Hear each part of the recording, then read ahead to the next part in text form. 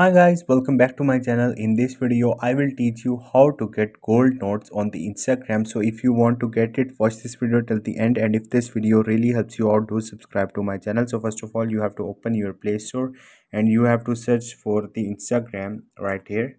Once you will search for the Instagram, update your Instagram application from here. Once you will do it, go back and you have to open your Instagram. Once you will open it, click on the profile from the right bottom, and here you will see three lines. Click on it. Once you will here you will see business tools and controls, and here you will see switch account type. Click on it and you have to uh, convert your Instagram account to the business account.